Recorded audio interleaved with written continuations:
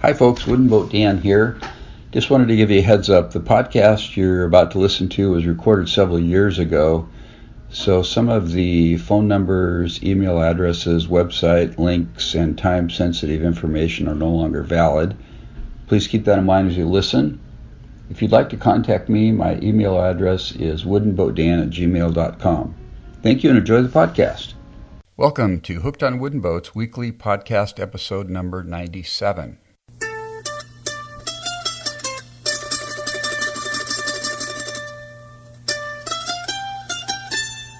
I'm your host, Dan Matson, aka Wooden Boat Dan. If you can't do it, nobody can. This is the world's first podcast fully dedicated to celebrating the art, craft, history, tradition, and romance of wooden vessels around the world. Welcome to the podcast today. We're going to have a lot of fun as usual. I mean, how can you not have fun talking about wooden boats, folks? Seriously. I suppose there's a few people in the world that aren't into wooden boats, but they've got other issues probably, so it's no wonder. Anyway, today's featured segment is an interview with Scott Sprague. I met Scott at the Wooden Boat Show a few weeks ago on Bainbridge Island, and he was on his 42-foot strip plank double-ended sailing vessel that he designed and mostly built himself called Tumblehome. We had a great interview. He was actually received some mentoring from Bill Garden, the famous designer from the Seattle area. So stick around for that interview. I think you're going to enjoy it. So last Saturday, I strapped my canoe to the top of my van and headed over for Port Townsend for the Pocket Yacht Palooza. This was the second annual Palooza. There was a total of about 75 so-called pocket yachts there, which varied in size from a folding boat that was probably only 5 feet long to some boats that were in the low to mid-20s in length. It was really fun. The weather was beautiful. I set up my canoe on display and got a lot of compliments on that, so that was pretty fun. And there were actually 7 scamps there total, 2 in the process of being built in the shop there at the Northwest Maritime Center, and another 5 on display on the commons outside. So I took a lot of photos. I actually photographed quite a few of the scamps, just pieces and parts of them, so I'd have a reference point in building mine. Took pictures of other boats, did 2 interviews, and just had a blast. Got to hook up with some people I hadn't talked to for a while, and I'm getting to know a lot of people in the wooden boat world, so that's pretty fun. When I go somewhere now, I know a lot of folks to talk to. So anyway, I'd recommend you go next year. It's a 2-day event, and I think next year it's going to be July 19th and 20th. So put it on your calendars now, folks. Okay, time for the weekly scamp update. I am building a kit boat scamp, and her name is Forsail 1, spelled Foresail, the number 1, and because she is going to be for sale. So far to date, I've got 80.5 hours into the boat, $3,941. So since we talked last week, I finished installing all the bulkheads 1 through 7, the seat longitudinals along with the centerboard trunk. I've installed the stem, the mast trunk, and I also beefed up the supports for the bulkheads. There's some supports, or I guess you'd call them braces, for the bulkheads that come with the kit that hold the bulkheads in place while you do the planking. And I actually secured mine to the bulkheads with clamps and cleats. And I ran a 2x4 from the stem to the ceiling and attached it to the ceiling to keep the stem nice, keep the stem nice and plumb while I am building the rest of the rig and putting the planking on the boat. I also did a lot of filleting this past week, and I'm getting better at that. I'm still using my pastry tip. It does take more work to clean up, but it's a little bit cleaner in applying the thickened epoxy material. I also put together a video on how I do fillets. Not that I know everything, but I'm learning some stuff. If you go to hookedonwoodenboats.com/fillet video, that's spelled FILLETVIDEO, that'll take you to my video on YouTube. It's about 6 minutes long, kind of walks you through the process of how I prepare and how I do the fillets and so on. So the first few hours of filleting that I did on the boat were a little bit nerve-wracking because I've never done that many before. I was kind of learning, but now that I'm kind of getting it down, I'm a little more relaxed. When you've got 8 or 10 I'm usually doing about 8 ounces of epoxy at a time, mixing it with thickener. You've only got so much time to work with that stuff and get it out of the bag and onto the boat and get it smoothed out and clean up. And I'm trying to make it look really nice, make real clean fillets and all that kind of stuff. So it is a little nerve-wracking, but like I say, I'm starting to relax a little bit while I do it, so that's pretty cool. And the other cool thing is I am going to be signing up to take Forcel 1 to the Wooden Boat Festival September 6th through 8th. I will have her on display there for sale. And I've been talking to Marty Loken about that. He's in charge of small boats for the festival, so he's going to pick a good spot for me along with some other scamp boats. So I'm pretty excited about that. The pressure's on. I got to get her done, but I am doing well on the build. I think I'm on track to have her done by September 6th, so that's good. One thing I just learned today is that when you're fiberglass taping an outside 90-degree corner, you have to round off the corner, otherwise the tape will not stick. I had a 90-degree corner. I got my tape on there. It wouldn't stay. I let it cure a little bit, still wouldn't stay. Then I did some reading. It's like, hello, you got to round that corner off to about the radius of a dime before you can get that tape to stay on there. So I pulled my tape off, cleaned it up. I got to redo that. So I learned something, so that's good. Okay, wooden boat hack of the week, number 23, is to use a pin nailer to temporarily hold parts in place while epoxy is setting up or you're doing other things. I purchased a pin nailer when I was in the construction business, building homes, for doing trim on homes. And a pin nailer, it's an air gun that shoots pins that are 23 gauge, which means they're 23 1/1000ths of an inch. Is that right? Yeah, 23 1/1000ths of an inch in diameter. So they're super, super small, which is cool because you put them in and you have to look really hard to even see that they're there. They're easy to pull. Like if you pin nail 2 parts together, you can pull them apart fairly easily, but they hold things in place. So I've been using the pin nailer to hold parts on the boat, like cleats and things, while the epoxy cures. I don't have to take them out after I'm done. I don't have to fill any holes. You can't see them, but it's kind of like a mini clamp in a way because it'll hold parts where they should go. And these little pins, they don't actually have heads on them, so when you take 2 pieces apart, you can just pull them straight apart. You can pull the pins out with a pair of pliers real easy. So it's a really handy device. My thing really with this scamp build is to not use screws unless I absolutely have to hold parts in place while epoxy is curing.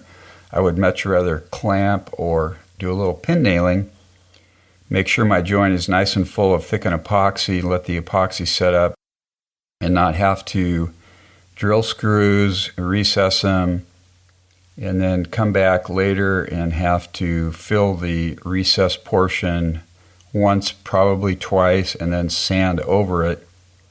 Plus the extra weight. Really, epoxy, if it's applied properly, is stronger than the wood, so mechanical fastenings usually aren't necessary anyway.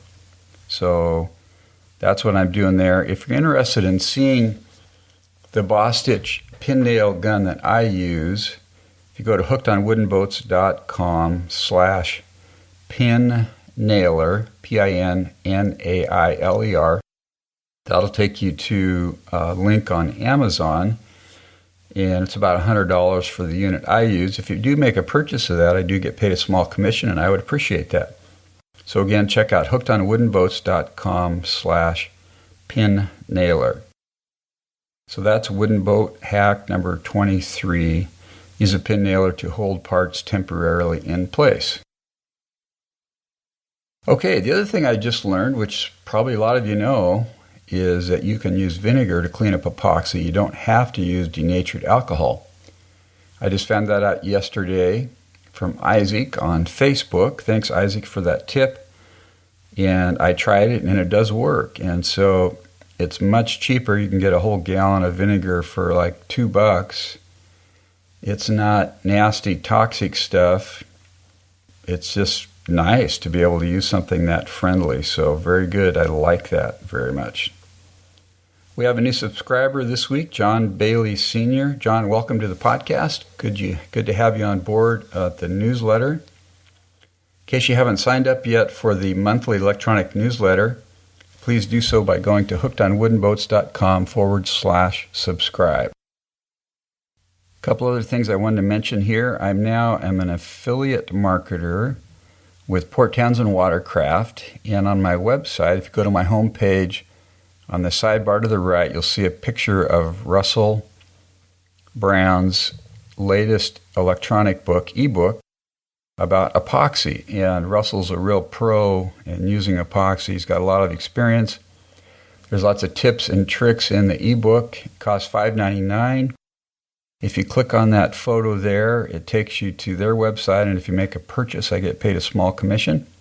It's an excellent book. I did purchase it myself. It's got a lot of great tips, and so I'd recommend you take a look at that. As far as upcoming events go, the next thing on my radar is the August 3rd, 2013 Northwest School of Wooden Boat Building Rendezvous. It's a gathering of small boats and kind of celebrate the anniversary of the school and have some fun in Port Hadlock at the school. Again, that's August 3rd. If you go to nwboatschool.org, you can find out more details about that. I'm not 100% sure I'm going to be able to make it, but I'm going to try my best to see if I can get over there. I went last year and it was a lot of fun. Okay, we're going to move on to the interview with Scott Sprague. Scott's from Bainbridge Island, has a 42-foot double ender that he designed and built. So let's move on to the interview. Take it away, Scott. Okay, so it is June 15th, 2013, and I am sitting on a beautiful vessel here with Scott Sprague. Scott, welcome to the podcast. Yeah, my pleasure. Yeah, so before we talk about the boat that you designed and built yourself, give me a little personal history about yourself, Scott, where you're kind of from, and maybe any boating you did as a kid and that sort of thing. Well, I grew up on Bainbridge Island, came here as a babe in arms, and sailed, before I got to kindergarten. We had a little gaff sloop, and then after that, a little schooner that my family had, wood schooner, and that was our boat. That was my cruising boat as I got into high school and things. And my family encouraged us to go out and cruise it and just go. And my dad said we were safer going around in a old schooner than we would be driving at 90 miles an hour in a car around Bainbridge Island. And, so anyway, I got my friends and we just took off and cruised. By the time we were later on in high school, we were going up into Canada. We were gone for 32 days the summer before I went to into my senior year of high school. By then, I was already just big into designing boats, and actually had designed some boats, a few of which had gotten built, little boats. When I got out of high school, I got a fishing boat hull and converted it to a wishbone ketch. It was 29 feet, and I didn't have any money, so it was a good way to get into a boat that I could live aboard. And I spent two or 3 years building it. It seemed like an eternity, but I got it in, and then sailed it and lived aboard it for 6 or 7 years. And ended up going down to California to go to Cal Poly and San Luis Obispo area out of Morro Bay, which is where I met my wife. And anyway, so Tumblehome here, I sold a boat down there, and which is the name of your boat that we're on here, Tumblehome. That's right, yeah. And so she was, I could tell you didn't have too many boats in your life, unless you were wealthy. And so I thought, well, I better do something that's going to work for a while. And 42 feet was a real sweet spot size-wise, I thought, because it's big enough to sail myself. I can handle a boat by myself, but it's got some amenities. It's got a shower and a nice head, and you can keep a little stateroom with a nice big queen-size bed that you don't have to make every day like I do in a little boat. So now, where's the stateroom here? Well, the stateroom's right there in the middle of the boat. Okay. Mm-hmm. The bunk is right at waterline level in the middle of the boat. So my wife's pretty sensitive to motion. She puts up with it, but if she goes and lies down there, she's at the center of rotation in every direction. So it's very it's a very calm place to be, even in fairly rough water. So we built this boat, we lived aboard it. It's got lots of good heat. It's warm and cozy and comfortable all year round. It's got inside and outside steering. In order to have something that performs well, I gave it a good rig. It has a rotating wing spar, which is made out of spruce. It's a good, real efficient sail plan that you might see more on a big multi-hull. But I thought it would be fun to see if I could do it on a monohull and a stayed rig. It's been a good rig. So what do you say? It's a rotating what now? Well, it's a rotating wing spar. So the spar is cylindrical where it comes through the cabin, and it's on a roller bearing on top of the keel.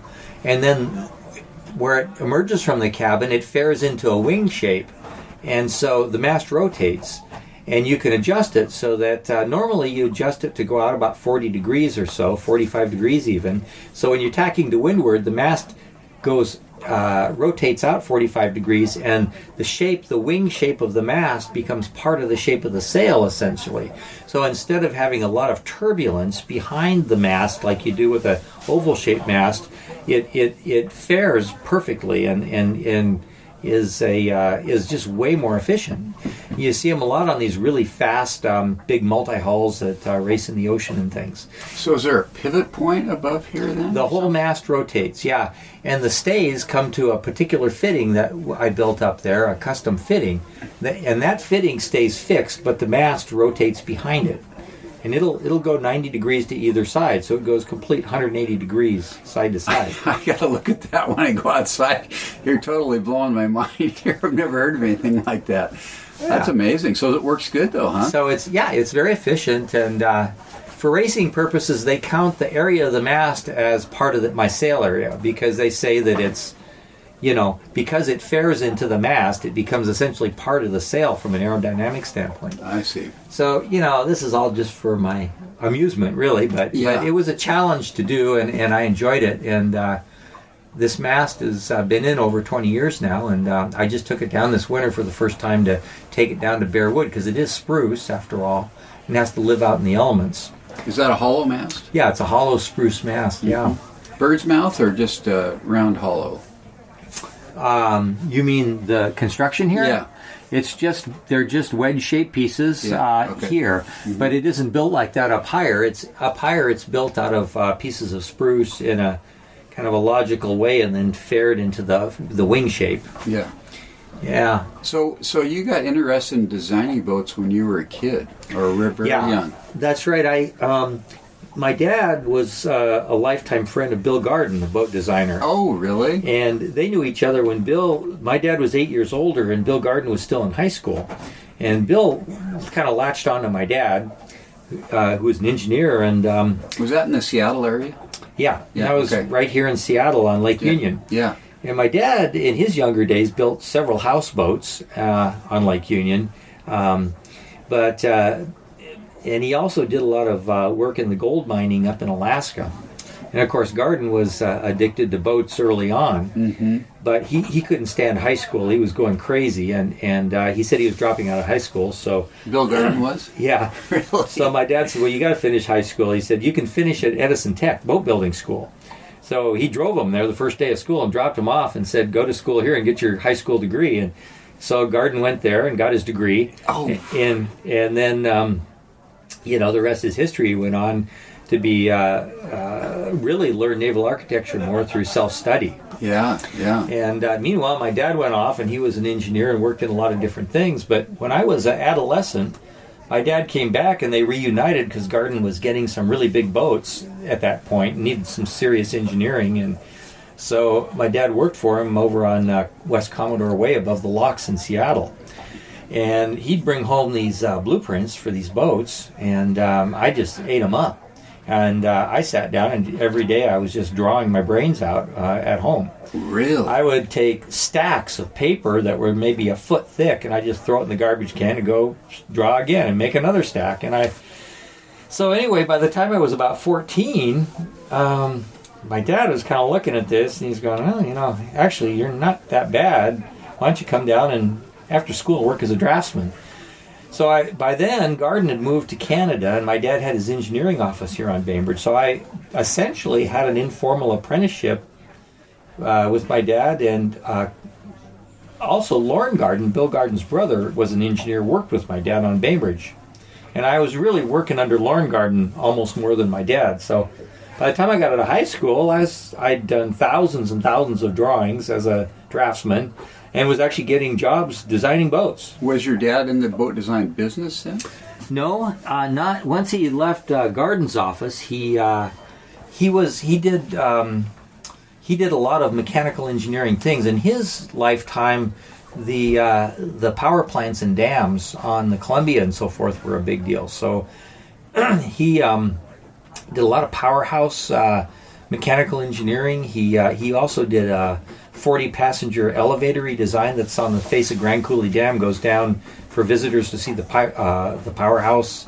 So he did marine engineering. He did all kinds of mechanical engineering. Your dad did that? Wow. Yeah, he did. He came up with a system of recycling sandblasting refuse in big buildings where they'd sandblast, industrial sandblasting. It'd all go through the floor. It'd all recycled and sorted out between the paint chips and the shot and all that kind of stuff. So, industrial and all kinds of engineering stuff. And his work, was all over the world, really. Wow.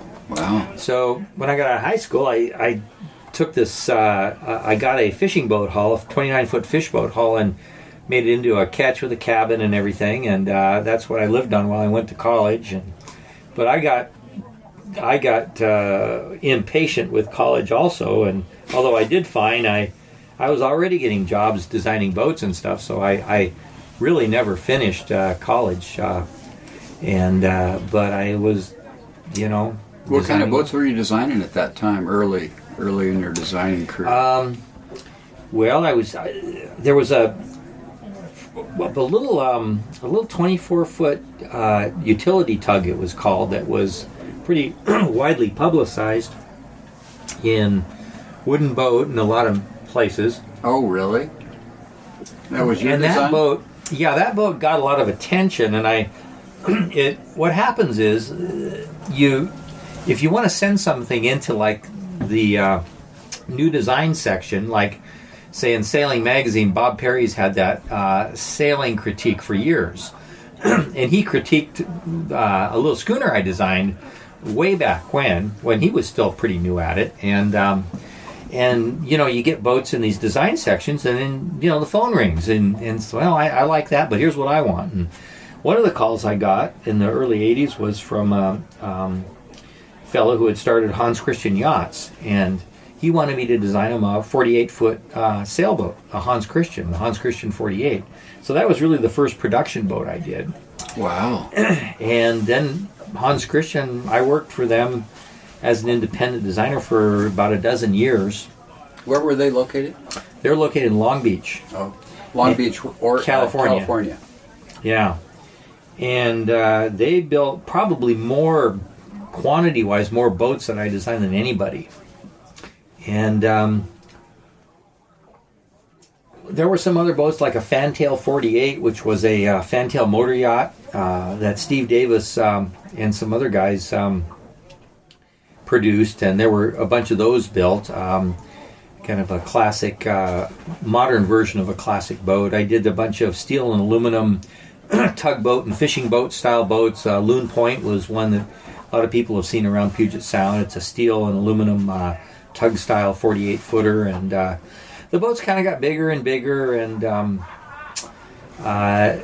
eventually they started to be worth millions of dollars instead of thousands, and I could see the writing on the wall. To really make a living and make a wage, you really had to get into these big mega yachts, mostly power boats. The age of regular people owning boats was kind of starting to wane, and the rich were getting a lot richer, and regular people were struggling. And so I had this other little thing that I developed, this private residence aerial tramways, which is a type of elevator. And we were doing those off and on over the years, and I just decided to let the boats kind of fade away on their own and go away, and now that's what I focus on as a business. I see. Very cool. So you designed and built this boat yourself. Well, we had a boat shop with talented people, so I did at least half the work. But yeah. You had some other shipwrights help you. There were other people that I would put on it when I could afford to. And I see. Yeah. This is a gorgeous boat. Do you have any other boats right now, Scott? Well, I have this catamaran on deck that it's 15 feet long and comes apart in the front 7 feet, stores in the aft 8 feet, and so that's my ship's boat. Really? So we tried it. I built it a couple of years ago, and we tried it for a summer, maybe 3 years ago, I guess. And God, we loved it because we get to a harbor and we had a real boat, 15-foot boat. It rode beautifully because it was a catamaran, and so you got sails on it too? No, it's not a sailboat. It's a rowing boat or an outboard boat. Oh, really? That was your design? Yeah.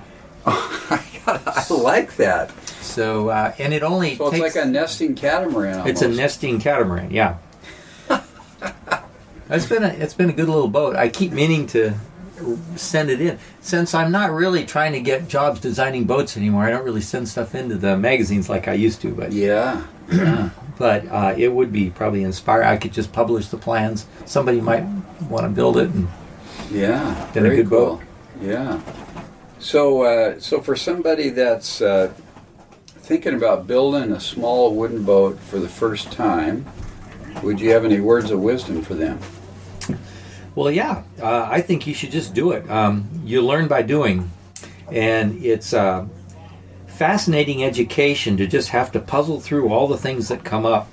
And really, building boats and designing boats as well is a great training stage for so many different things. If you can finish out a boat interior, you can go build a house full of cabinets, and it seems easy. If you get into the metalwork and build some yacht hardware, you can practically build anything in metal. It's a great learning experience and a great mental puzzle, to go through. Yeah. So even if there ultimately isn't enough to keep you busy at it as a profession, and there is if you want to do it, it's just a great training. Yeah. What about for somebody that would like to design a boat themselves? Like me, I've built some other people's designs. That's all I've done, 5 or 6 boats, small boats. How would you go about that? It seems very complicated to me. I just think it's this thing out here that's just too big to even tackle, because I don't like to make mistakes, What would you say to somebody like that? Well, I guess it's read up on it. Or? It's familiar. Well, how you doing? It's just a choice you got to make, if you're gonna if you want to get into it. If you're talented that way to where you can create stuff on paper, then why not? What kind of aptitude does it take, Scott, or skill? I think it's graphics and kind of a little bit of engineering, and there's a lot of good boat designs out there. Probably a good place to start would be to find something that you like already, but maybe want just a little different. And there's a lot of it gets a little tricky because it's a three-dimensional object, and certainly computers have helped a little bit because you can rotate things now. And we used to make a lot of models, and oh, did you? Yeah, we half make models or a lot of half models and full models too. But we would make models, and then you can look at them from many angles and things. Really, honestly, the engineering involved is all stuff that if you got the aptitude for it, it's arithmetic, really. And there are books out there that outline how to do it, and all that. But like everything, it takes a while to get used to it. I mean, it's a lot of pencil work. I mean, there are a lot of people that are good at that. So yeah, very cool. Yeah. Well, I really appreciate you taking the time to talk to me today. This has really been fun. Yeah. Well, I had no idea you knew Bill Garden and your dad did and stuff. That's pretty cool. Yeah, Bill was like an uncle to me, and I kept in touch right up until, the year before he passed away. Yeah. Great guy, very kind of a sharp tongue. He treated me like a nephew or something, so I got a lot of tongue lashings, actually. Oh, well, he's just he's a Scotsman, and and he's but he was really good to me. I would come by, and he said he had all these drawers full of plans, from his whole career. He said, "Why don't you just go through the drawers? Anything you like, you can make some blueprints." So I just went through them and just made prints of anything I wanted. And that was, when I was an adult and making a living at it. And he was very generous with me and kind of a mentor. And then after I was done making blueprints, he said, "Well, why don't you go out and stand on my boat a little bit?" So I went out and standed on Toadstool and got it ready for a coat of paint. Oh, funny. That's funny. Yeah. Well, good deal, Scott. Thanks again for being on the podcast today, and we'll look forward to seeing you next year or the year after, whenever they have the festival again. Yeah, I hope to be here again. Okay. Oh, one other thing I was going to ask you, where does the word tumblehome come from? Or what does that... Well, tumblehome refers to the part of a boat that returns, the part of the boat that comes out of the water in section, and then rolls back and comes back in. And that bulge outwards in the top sides of a ship or boat is called tumblehome. And a lot of the old English ships and square riggers actually had tumblehome. So is that looking at the sectional of the boat? Yeah, right. Or if you look at it from the side, the side of the hull comes out of the water and then returns back, in other words, instead of flaring out. Oh, I see. And this boat has a lot of that curve in it. So so part of the hull is a little further out than at the sheer of the boat. I see. Okay. So that's called tumblehome, and since this boat has a lot of that, the name kind of stuck. I see. Very cool. All right. Well, thanks, Scott. Have a good day. Okay, real good. Thanks. Scott, thanks for doing that interview. You've got a really cool boat. Obviously, very creative guy. So thanks for taking the time to do that. I appreciate it. I will have a couple photos of Scott's boat on my website when I publish this podcast, so check that out also. If you'd like to connect with me, you can send me an email, dan@hookedonwoodenboats.com. You can leave comments on my blog website, hookedonwoodenboats.com. You can find me on Facebook, Twitter, Pinterest, and YouTube. Yes, I have a YouTube channel, Wooden Boat Dan. You can send me pictures and stories. You can leave a voice message directly from your computer if you go to hookedonwoodenboats.com/voicemail. Also, I wanted to mention that there's a free book available for download. The book is The Goujon Brothers on Boat Construction, Wood and West System Materials by Meade Goujon. It's the 5th edition. This is a 400-page book. I've got a copy of it here from the library. You can hear me flipping the pages in the background. When was this written? First edition, 1979. The 5th edition in 2005. It's this huge book about boat building and how to use epoxy. And it's a $42 book, and I was on the web looking at the book, and I found out that you can download it for free, a PDF file.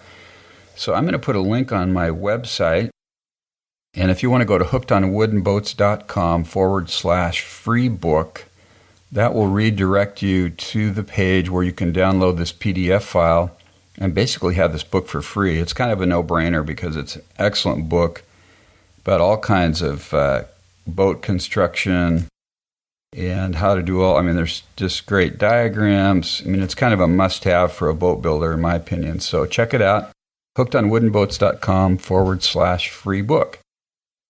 If you'd like to support me in the podcast, go to my homepage, and there's some banners on the right for Amazon, Jamestown Distributors, West Marine, Russell Brown's book. If you click on any of those and make a purchase, I get paid a small commission. I also have a store. If you go to gear, the menu gear at the top of my homepage, you can buy t-shirts, hats, mugs, all that kind of stuff.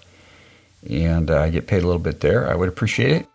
And if you like the podcast, please go to iTunes and leave a 5-star review. That would be awesome. Well, it's been a great week again in the wooden boat realm. If you're not in the game, you need to get in and do something. Go build a boat or buy a boat or rent a boat or row a boat.